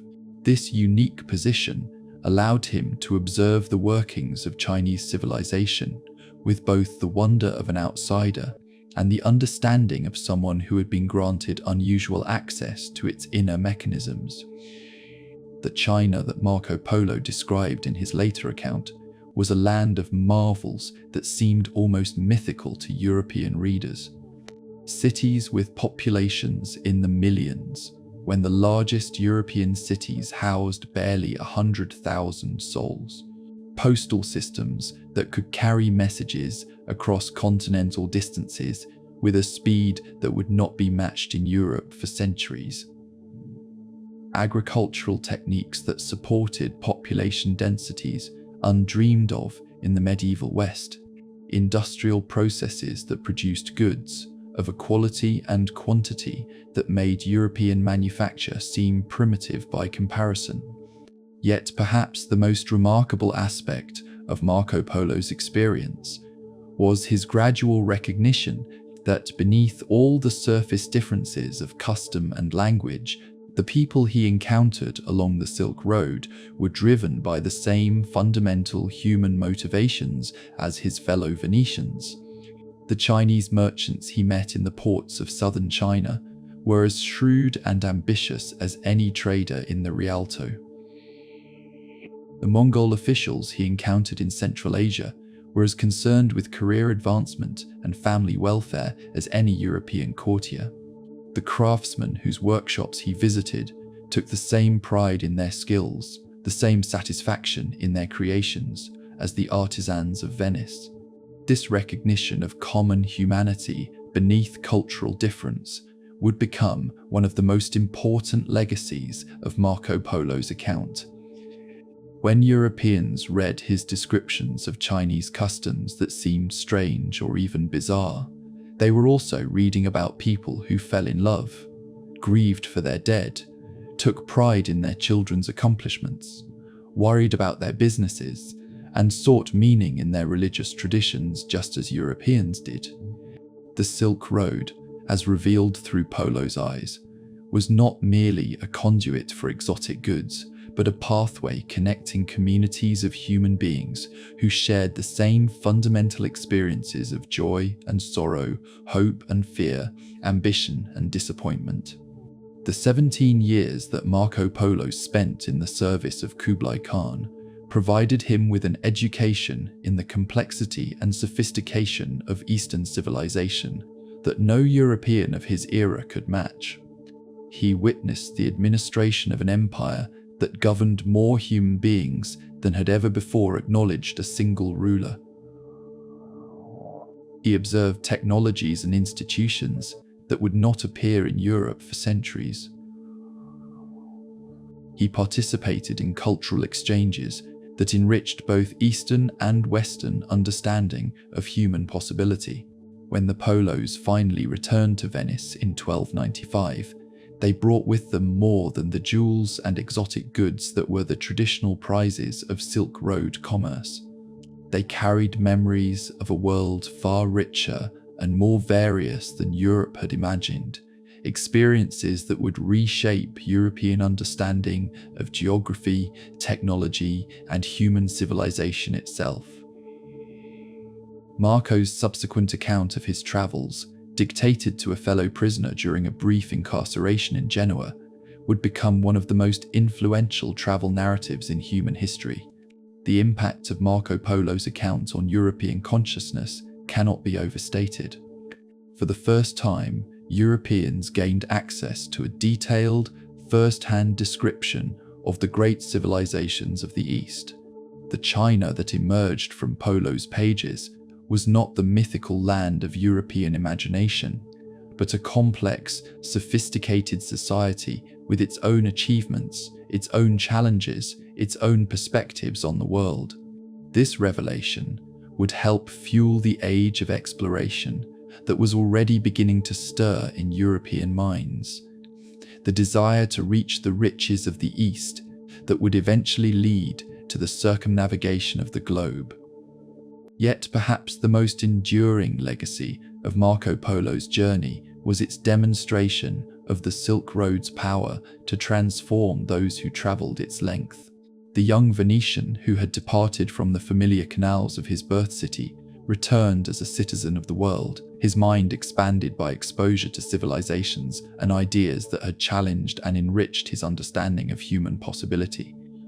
In this personal transformation, Marco Polo embodied the deeper meaning of the Silk Road, not merely as a network of trade routes, but as a pathway of human connection that had the power to expand consciousness, broaden sympathy, and deepen appreciation for the wonderful variety of human achievement. As the 14th century dawned across the ancient lands of the Silk Road, subtle changes began to whisper through the bazaars and caravanserais that had long been the beating heart of Eurasian commerce. In workshops from Samarkand to Aleppo, master craftsmen noticed that orders for certain luxury goods had begun to decline. Merchant families who had grown wealthy over generations of Silk Road trading found their profit margins slowly eroding. The great oasis cities that had flourished as crucial waypoints along the overland routes began to sense an indefinable shift in the currents of global commerce. Like animals sensing the approach of an earthquake they could not yet understand. The source of this disturbance lay far to the west, where European minds were turning with increasing frequency toward the vast expanses of the Atlantic Ocean. For centuries, the nations of Western Europe had been the end consumers of Silk Road goods, receiving the treasures of the East through a long chain of intermediaries that added cost and complexity to every transaction. Venetian merchants might control the final links of this chain, but they remained dependent on the overland routes that had connected East and West since ancient times. The dream that began to obsess European navigators and monarchs was simple in concept, yet revolutionary in its implications. What if the riches of the East could be reached directly by sea? The Portuguese, those bold navigators who had learned their seamanship in the treacherous waters off their Atlantic coast, became the first to transform this dream into systematic exploration. Prince Henry the Navigator, from his castle at Sagres overlooking the endless ocean, sponsored voyage after voyage down the African coast, each ship pushing a little further into the unknown waters of the South Atlantic. With each expedition, Portuguese sailors learned more about ocean currents and wind patterns, developing the navigational techniques and ship designs that would eventually make long-distance ocean voyaging practical. The breakthrough came in 1488 when Bartolomeu Dias rounded the Cape of Good Hope, proving that Africa could be circumnavigated and that a sea route to the Indian Ocean was possible. A decade later, Vasco da Gama completed the first all-water voyage from Europe to India, opening a maritime highway that would fundamentally alter the balance of global commerce. For the first time in history, European merchants could purchase the spices, silks, and precious goods of the East directly from their sources, without paying tribute to the long chain of middlemen who had controlled the overland routes. The economic implications of this maritime revolution were profound and immediate. Goods that had travelled for months along the Silk Road, accumulating costs and risks with every exchange, could now be shipped directly from Asian ports to European markets in a fraction of the time and at a fraction of the cost. The Portuguese, followed quickly by the Spanish, Dutch, and English, established fortified trading posts throughout the Indian Ocean, creating a network of maritime commerce that began to compete directly with the ancient overland routes. In the cities that had long served as crucial nodes along the Silk Road, the impact of this maritime challenge was felt with increasing severity. Aleppo, which had grown wealthy as a distribution centre for goods flowing between Asia and Europe, watched as European merchants increasingly bypassed the traditional routes in favour of direct sea trade with India and China. The great commercial families of Central Asia, whose ancestors had built fortunes on the predictable flows of caravan commerce, found themselves struggling to compete with maritime traders who could offer goods at prices that overland commerce simply could not match. The decline was not immediate or uniform. Traditional Silk Road commerce possessed certain advantages that maritime trade could not easily replicate. The cultural knowledge and language skills of established merchant networks remained valuable, particularly for trade in goods that required careful handling or specialized expertise. Regional trade within Asia continued to flourish, connecting areas that were not easily reached by European ships. The Islamic pilgrimage to Mecca continued to generate significant commercial activity along traditional routes. Moreover, the great cities of the Silk Road possessed accumulated wealth and institutional knowledge that could not be swept away overnight.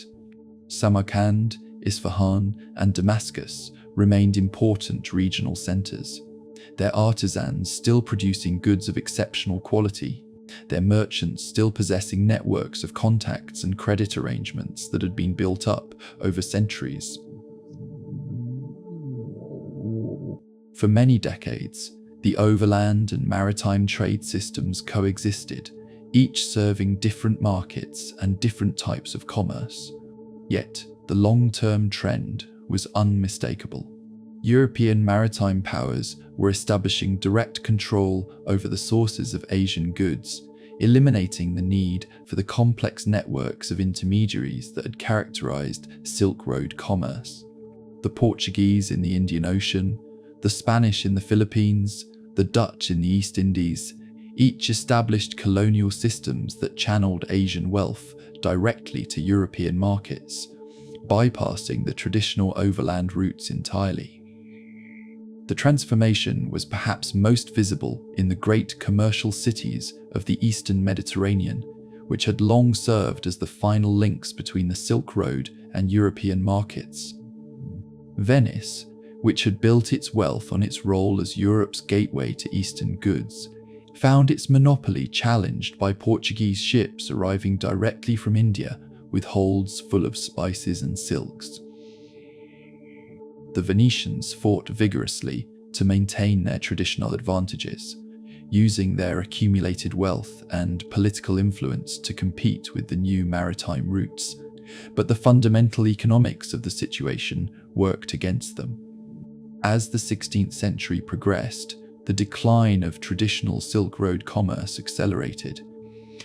The Ottoman Empire, which had inherited control over many of the western sections of the traditional routes, found its revenues from trade duties declining as European merchants found alternative pathways to Asian markets.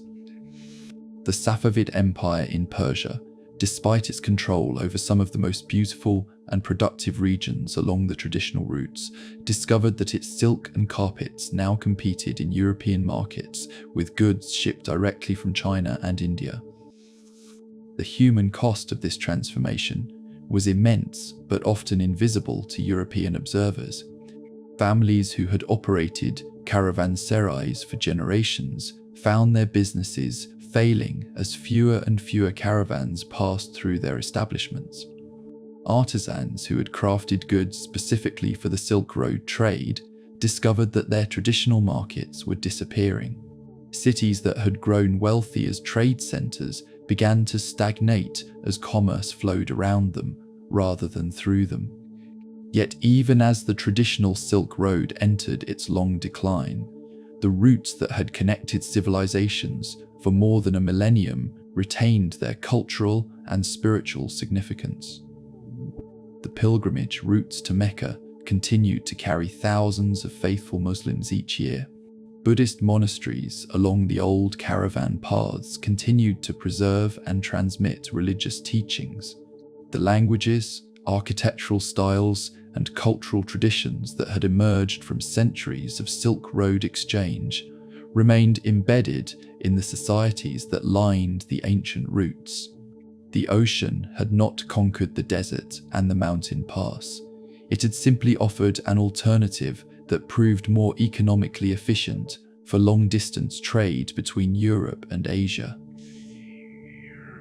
The great achievement of the Silk Road, the demonstration that human beings separated by vast distances and profound cultural differences could nonetheless find ways to connect, communicate, and enrich each other's lives, remained as relevant as ever.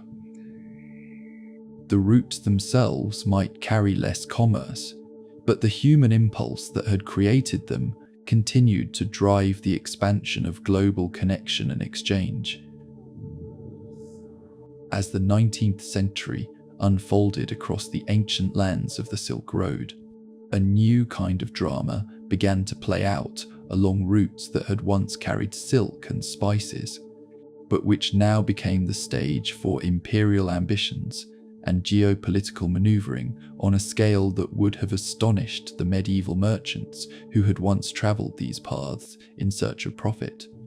The decline of traditional Silk Road commerce had created a power vacuum across Central Asia, and into this vacuum stepped two expanding empires whose rivalry would transform the entire region into what Rudyard Kipling would famously call the Great Game.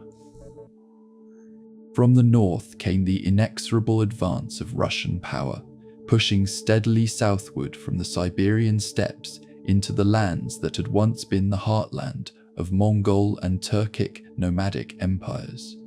The Russians came not as merchants seeking trade, but as soldiers and administrators seeking territory, driven by a combination of strategic necessity, imperial prestige, and the simple momentum of expansion that had carried Russian influence from the forests of Muscovy to the shores of the Pacific. Each advance southward brought Russian power closer to the traditional routes of the Silk Road, and closer to what the British perceived as a mortal threat to their own imperial interests. For from the south, British power was expanding northward from India, driven by the same imperial logic that had brought the East India Company to dominance over the subcontinent.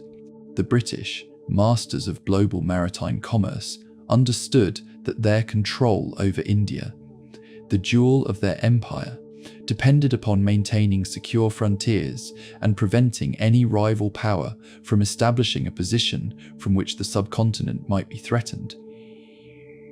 The prospect of Russian expansion into Central Asia, potentially reaching the very borders of British India, filled British strategic planners with a dread that would dominate their foreign policy for nearly a century. Between these two expanding empires lay the fractured landscape of Central Asia, where the once great cities of the Silk Road had become the capitals of small, often competing khanates and emirates. Bukhara, Samarkand, Khiva, Kokand, names that had once evoked images of bustling international commerce, now represented vulnerable political entities caught between the advancing forces of two great empires.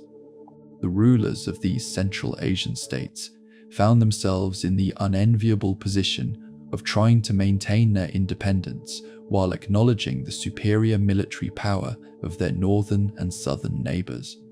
The Great Game, as this imperial rivalry came to be known, transformed the geography of the Silk Road in fundamental ways.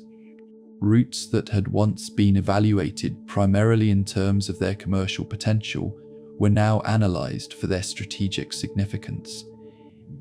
Mountain passes that had been important to merchants seeking to avoid bandits and difficult terrain became crucial to military planners trying to understand how armies might move through the region. Cities that had grown wealthy as trade centres now found their value measured in terms of their potential as military bases or administrative centres for imperial control.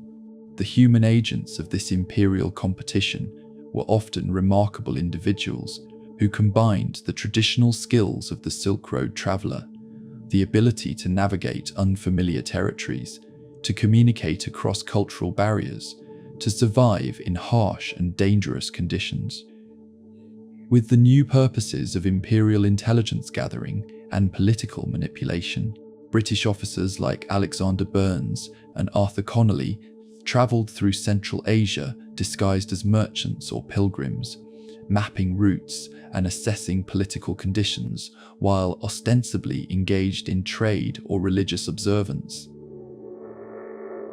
Russian explorers and diplomats like Nikolai Przhevalsky and Alexei Fedchenko combined scientific research with strategic reconnaissance, producing detailed studies of Central Asian geography and ethnography that served both scholarly and military purposes. The impact of this imperial competition on the traditional societies of the Silk Road was profound and often devastating. The small khanates and emirates of Central Asia found themselves forced to choose sides in a conflict that offered them little prospect of real independence, regardless of which empire they aligned themselves with. The traditional patterns of nomadic life, which had persisted for centuries along the fringes of the Silk Road, were disrupted by the imposition of fixed imperial borders and the introduction of new administrative systems that had little understanding of or sympathy for nomadic customs and needs. The Russian advance into Central Asia proceeded with methodical determination throughout the middle decades of the 19th century. Tashkent fell to Russian forces in 1865, followed by Samarkand in 1868 and Khiva in 1873. Each conquest brought Russian power closer to the borders of British India and heightened British anxieties about the security of their own imperial position. The British response combined military pressure on the frontiers of India with diplomatic manoeuvring designed to create buffer states that might slow or prevent further Russian expansion. Afghanistan became the primary battleground of this imperial rivalry, its strategic position astride the traditional routes between Central Asia and India, making it crucial to both empires' strategic calculations. The British fought two costly wars in Afghanistan during the 19th century, each time learning painful lessons about the difficulties of imposing imperial control over a society that had successfully resisted foreign domination for centuries. The Russian expansion toward Afghanistan's northern borders created a constant state of tension between the two empires, with both sides engaging in elaborate diplomatic negotiations designed to define spheres of influence while avoiding direct military confrontation. The Great Game also transformed the intellectual understanding of Central Asia and the Silk Road. The imperial competition generated an unprecedented interest in the region's geography, history, and culture, leading to scientific expeditions and archaeological investigations that would revolutionize European knowledge of the area. Russian scholars like Vasily Bartold and British researchers like Aurel Stein began the systematic study of Silk Road archaeology, uncovering buried cities and forgotten manuscripts that revealed the true extent and sophistication of the region's historical civilization. Yet this scholarly interest was always intertwined with imperial purposes. Maps produced by these expeditions served military as well as commercial purposes. Archaeological discoveries were often interpreted within the framework of imperial ideologies that sought to justify European domination over Asian societies. The growing European understanding of Silk Road history was filtered through assumptions about European superiority that prevented full appreciation of the achievements of the civilizations that had flourished along these routes. The resolution of the Great Game came gradually as both empires began to recognize the costs and limitations of their Central Asian rivalry. The Anglo-Russian Convention of 1907 formally delineated spheres of influence in Central Asia, with the British recognizing Russian control over most of the region in exchange for Russian acknowledgement of British predominance in southern Afghanistan and Persia. This diplomatic settlement allowed both empires to focus their energies on other challenges, but it also marked the effective end of Central Asian independence and the transformation of the Silk Road region into an imperial periphery. The legacy of the Great Game was complex and contradictory. On one hand, the imperial competition had brought unprecedented violence and disruption to societies that had already been weakened by the decline of traditional Silk Road commerce. The imposition of European imperial control had destroyed traditional political structures and economic relationships that had developed over centuries. Many of the region's cultural traditions and institutions were weakened or destroyed by the pressures of imperial modernization. On the other hand, the Great Game had also generated new forms of knowledge and connection that would prove crucial to the region's future development. The roads, telegraph lines, and administrative systems created by the imperial powers provided infrastructure that would eventually benefit the region's inhabitants. The scholarly investigations prompted by imperial competition had recovered much of the region's historical heritage and made it available to the wider world. The experience of imperial rule, however oppressive, had also created new forms of political consciousness that would eventually contribute to movements for independence and self-determination. As the 19th century drew to a close, the lands of the Silk Road found themselves transformed once again. The routes that had once carried the commerce of the world had become the frontiers of competing empires. The cities that had once been centers of international trade had become provincial capitals in vast imperial systems. The peoples who had once served as intermediaries between great civilizations had become subjects of foreign rulers whose interests and priorities were determined in distant capitals. Yet beneath these surface transformations, the deeper currents of cultural exchange and human connection that had always defined the Silk Road continued to flow, awaiting new circumstances that would allow them to emerge once again. The 20th century descended upon the ancient lands of the Silk Road like a series of earthquakes, each tremor reshaping the political and cultural landscape in ways that would have been unimaginable to previous generations.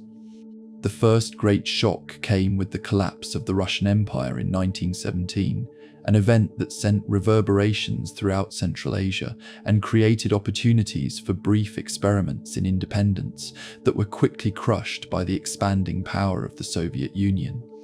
The Bolshevik Revolution brought to power an ideology that viewed the past not as a source of wisdom or cultural continuity, but as a collection of obstacles to be overcome in the construction of a radically new form of human society. Under Soviet rule, the traditional geography of the Silk Road was redrawn according to the logic of socialist construction and administrative efficiency. The ancient khanates and emirates that had survived the Great Game were dissolved, replaced by Soviet socialist republics, whose borders reflected the ethnic and linguistic calculations of Soviet ethnographers rather than the historical patterns of trade and cultural exchange that had shaped the region for millennia. Uzbekistan, Tajikistan, Kyrgyzstan, Kazakhstan, Turkmenistan. These new political entities carved up the heartland of the Silk Road according to principles that had little relationship to the commercial and cultural networks that had traditionally connected the region's diverse communities. The Soviet approach to the Silk Road heritage was complex and often contradictory. On one hand, Soviet ideology celebrated the common people, the merchants, craftsmen, and travelers who had actually created the Silk Road's commercial and cultural networks. Soviet historians and archaeologists worked diligently to recover and preserve the material evidence of Silk Road civilization, establishing museums and research institutions that would play crucial roles in maintaining knowledge of the region's historical achievements. The great cities of the Silk Road, Samarkand, Bukhara, Khiva, were designated as architectural preserves, their magnificent Islamic monuments protected and restored with resources that their traditional rulers could never have provided. Yet, this preservation effort was carried out within an ideological framework that fundamentally misunderstood the nature of Silk Road civilization. Soviet historians, committed to a materialist interpretation of history, focused primarily on the economic aspects of Silk Road trade, while downplaying or ignoring the religious and cultural exchanges that had been equally important to the road's historical significance. The Islamic heritage of Central Asia was particularly problematic for Soviet authorities, who viewed religion as an obstacle to socialist development and worked systematically to reduce its influence on daily life. The imposition of Soviet control also brought unprecedented changes to the daily lives of the peoples who inhabited the former Silk Road territories. Traditional forms of economic organization, the family-based trading networks, the craft guilds, the seasonal patterns of nomadic herding, were replaced by collective farms and state-owned industrial enterprises that prioritized central planning over local knowledge and initiative. The ancient languages of the Silk Road were standardized and reformed according to Soviet linguistic theories, with Arabic scripts replaced by Cyrillic alphabets that severed the written connection to the region's Islamic heritage. Perhaps most significantly, the Soviet period saw the effective closing of the Silk Road as a route of international connection and exchange. The Iron Curtain that descended across Europe after World War II extended deep into Central Asia, cutting off the peoples of the former Silk Road from contact with their traditional trading partners in China, India, and the Middle East. For the first time in more than 2 millennia, the ancient routes that had connected East and West were sealed by political barriers that made international travel and trade virtually impossible. This isolation was not merely political, but also intellectual and cultural. The great tradition of Silk Road scholarship that had developed during the Great Game period was interrupted by the Soviet emphasis on ideologically correct interpretations of history. Western scholars found it increasingly difficult to conduct research in Soviet Central Asia, while Soviet scholars were required to frame their work within the constraints of Marxist-Leninist theory. The result was a period of relative stagnation in Silk Road studies, despite the significant archaeological discoveries that continued to be made throughout the Soviet period. Yet, even under these restrictive conditions, the deeper currents of Silk Road culture continued to flow beneath the surface of official Soviet society.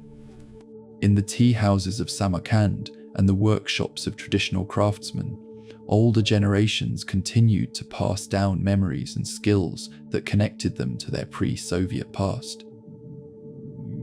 Traditional forms of music, poetry, and storytelling persisted in forms that were often disguised or adapted to avoid official disapproval. The great architectural monuments of the Silk Road cities, even when transformed into museums celebrating Soviet achievements, continued to serve as reminders of alternative forms of cultural expression and social organization. The archaeological work conducted during the Soviet period, despite its ideological constraints, produced discoveries that fundamentally enhanced understanding of Silk Road history. Soviet archaeologists, working with resources and institutional support that exceeded anything available to their pre-revolutionary predecessors, uncovered extensive evidence of the sophisticated urban civilizations that had flourished along the Silk Road routes. The discovery of ancient cities buried in the deserts of Central Asia, the excavation of Buddhist monasteries and Islamic madrasas, the recovery of manuscripts in dozens of ancient languages. All of this work contributed to a growing appreciation of the historical importance and cultural richness of Silk Road civilization. Perhaps the most important legacy of the Soviet period was the creation of educational and cultural institutions that would prove crucial to the revival of Silk Road studies after the collapse of communist rule. Universities established in Tashkent, Almaty, and other Central Asian cities trained generations of local scholars who combined modern academic methods with intimate knowledge of local languages and traditions. Museums and libraries preserved manuscripts, artifacts, and cultural traditions that might otherwise have been lost during the rapid social changes of the 20th century. The gradual relaxation of Soviet control that began in the 1960s allowed for increasing contact between Soviet scholars and their counterparts in the West, leading to collaborative research projects that began to bridge the gap that had developed during the Cold War period.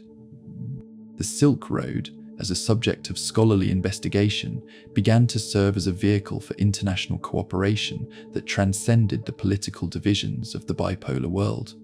Archaeological expeditions that included both Soviet and Western researchers became exercises in cultural diplomacy as well as scientific investigation. As the Soviet system began to weaken in the 1980s, the peoples of Central Asia found themselves once again confronting questions about their relationship to the Silk Road heritage that had been suppressed but never entirely eliminated during the communist period. The revival of interest in traditional forms of Islamic practice, the renewed emphasis on ethnic and linguistic identities that predated Soviet rule, the growing awareness of environmental problems caused by Soviet industrial policies. All of these developments contributed to a growing sense that the Soviet experiment had been a historical interruption rather than a permanent transformation of Central Asian society. The collapse of the Soviet Union in 1991 created new opportunities for the revival of Silk Road connections, but it also revealed the extent to which 7 decades of communist rule had transformed the societies that had once been the heartland of Eurasian trade and cultural exchange. The newly independent republics of Central Asia faced enormous challenges in developing modern economies and political systems, challenges that were complicated by the legacy of Soviet central planning and the disruption of traditional social and economic networks. Yet they also inherited a rich archaeological and scholarly tradition that had preserved much of their Silk Road heritage and created the intellectual foundation for its eventual revival. The Iron Curtain had fallen, but in its place arose new possibilities for reconnection across the ancient routes that had once bound the civilizations of Eurasia together. The Silk Road, which had survived conquest and imperial competition, economic transformation and political upheaval, was about to enter a new phase of its long and remarkable history. In the early years of the 21st century, as the world awakened to the possibilities of a new millennium, an ancient name began to resurface in the corridors of power and commerce with a frequency that would have surprised observers familiar with the decline of the traditional overland trade routes. The Silk Road was being reborn, not as a network of camel caravans and desert oases, but as a vision of connectivity that would harness the technologies of the modern age to recreate the spirit of exchange and cooperation that had once made the ancient routes the arteries of world civilization. The driving force behind this revival was China, the same civilization that had given silk to the world and had served as the eastern terminus of the ancient trade routes. But the China of the 21st century was transformed beyond recognition from the imperial dynasties that had once sent Jiang Qian westward in search of allies against the Xiongnu. This was a China that had emerged from decades of revolutionary upheaval and economic reform to become the world's second largest economy, a manufacturing powerhouse whose goods flowed to every corner of the globe, a technological innovator whose companies competed at the cutting edge of digital innovation. In 2013, Chinese President Xi Jinping announced the Belt and Road Initiative, a massive infrastructure development program that explicitly invoked the historical legacy of the Silk Road while proposing to create new forms of connectivity across Eurasia and beyond. The Belt referred to overland corridors of roads, railways, and pipelines that would connect China to Europe through Central Asia and the Middle East, following routes that closely paralleled the ancient Silk Road. The road referred to maritime routes through the Indian Ocean that would connect Chinese ports to those of Southeast Asia, the Middle East, and Africa. The scale of the proposed investment was staggering, with Chinese officials speaking of committing hundreds of billions of dollars to infrastructure projects across more than 60 countries. High-speed railways would carry goods and passengers across distances that had once required months of dangerous travel. Fiber optic cables would create what Chinese planners called the Digital Silk Road, carrying information at the speed of light along routes that had once carried news at the pace of horses and camels. Port facilities would be built or upgraded to handle the massive container ships that had become the workhorses of global trade. Yet the Belt and Road Initiative was more than merely an infrastructure program. It represented a vision of global development that challenged the Western-dominated institutions and approaches that had shaped international economic relations since the end of World War II. Chinese leaders spoke of creating a community of shared destiny that would benefit all participants, of replacing the zero-sum thinking of geopolitical competition with win-win cooperation based on mutual benefit and respect for sovereignty. The response to China's Silk Road vision was complex and varied. Many of the countries along the proposed routes welcomed Chinese investment in infrastructure that their own governments could not afford to build. The governments of Pakistan, Kazakhstan, and other Central Asian nations signed agreements for major projects that promised to transform their economic prospects. The ancient Silk Road cities of Samarkand and Bukhara found themselves once again at the center of international attention as Chinese planners and local officials worked together to develop new trade corridors. But the revival of Silk Road imagery also generated concern and skepticism, particularly among established powers who viewed China's growing influence with suspicion. Critics argued that the Belt and Road Initiative was a form of economic imperialism designed to create debt dependencies and extend Chinese political influence. They pointed to the massive loans required for many Belt and Road projects, questioning whether recipient countries would be able to repay these debts without compromising their sovereignty. The debate over the modern Silk Road reflected deeper questions about the nature of globalization and international cooperation in the 21st century. The original Silk Road had emerged organically from the initiatives of merchants and travelers who created networks of exchange based on mutual benefit and cultural curiosity. The modern version was being driven by state policy and massive public investment, raising questions about whether such top-down initiatives could capture the spontaneous creativity and adaptation that had made the ancient route so successful. The digital dimension of the modern Silk Road represented perhaps the most revolutionary aspect of the new connectivity vision. The internet had already created forms of global connection that would have seemed miraculous to ancient Silk Road travelers, allowing instant communication between any 2 points on the planet and enabling new forms of economic activity that transcended traditional geographical constraints. Chinese companies like Alibaba were creating digital marketplaces that connected small businesses across Asia with customers around the world, while Chinese social media platforms and payment systems were facilitating new forms of cultural and economic exchange. The COVID-19 pandemic that began in 2020 provided an unexpected test of both the physical and digital aspects of the new Silk Road vision.